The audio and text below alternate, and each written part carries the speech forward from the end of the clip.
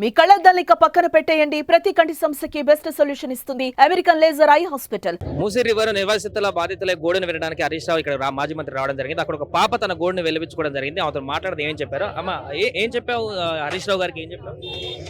నేనేమంటున్నా అంటే నేను ఇది ప్లీజ్ అని నేను అడుగుతున్నా. ఎందుకంటే ఈ అపార్ట్మెంట్ మంచి చాలా నేచర్ దగ్గరగా ఇట్లా ఉందన్నమాట.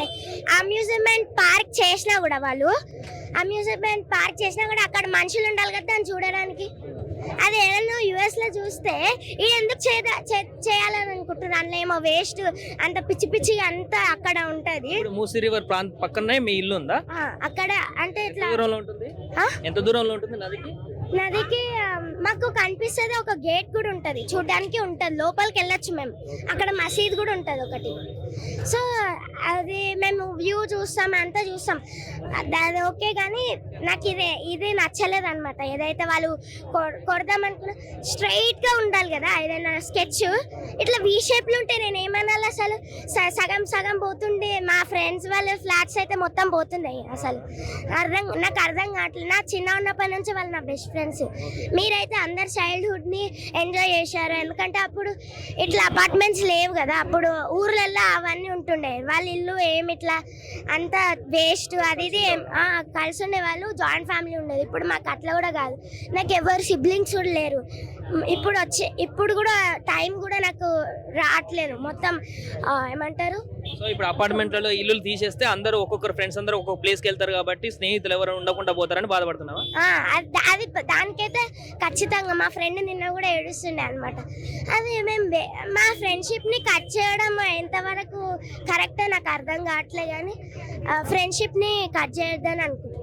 మీ తల్లిదండ్రులు ఏమంటున్నారు? వాళ్ళు బాధపడుతున్నారా ఈ ఇల్లు పోతుందని? అవును, బాధపడుతున్నారు. మా డాడీకి కూడా దగ్గరనే మా డాడీ కూడా సాఫ్ట్వేర్ ఎంప్లాయీ. దగ్గరనే ఉన్నాడు అనమాట. దగ్గరనే ఉందన్నమాట ఆఫీస్. నేను 8 years నుంచి ఉంటున్నా. నేను పుట్టినాక ఉన్నప్పటి నుంచి ఉంటున్నా ఇక్కడ ఈ అపార్ట్మెంట్. మా మమ్మీ మధ్యలో ఏమన్నదంటే షిఫ్ట్ అయిపోదాము, అట్లా ఇట్లా కొన్ని సఫకేటింగ్స్ అవుతున్నాయి అని అన్నది. అయినా కూడా నేను ఏడ్చిన అప్పుడు కూడా వద్దని. అసలు ఇప్పుడు ఆయననే చేస్తున్నా అంటే ఏమనుకోవాలి? నేను కాంగ్రెస్ విన్ కావాలని దేవుడికి మొక్కిన, కానీ ఆయన ఉల్టా చేస్తున్నా. అంత మొత్తం ఏమనుకున్నానో అది ఉల్టా చేస్తున్నా కదా. అంతా నాకు అది నచ్చలే. నువ్వు చెప్పాలనుకుంటే ఏం చెప్తావు రేవంత్ రెడ్డి సార్కి? ఇదంతా ఆపేయమంటున్నా. నాకు నచ్చలే. ఇది ఒక్కటే కట్ చేయడమే నాకు నచ్చలేదు అనమాట.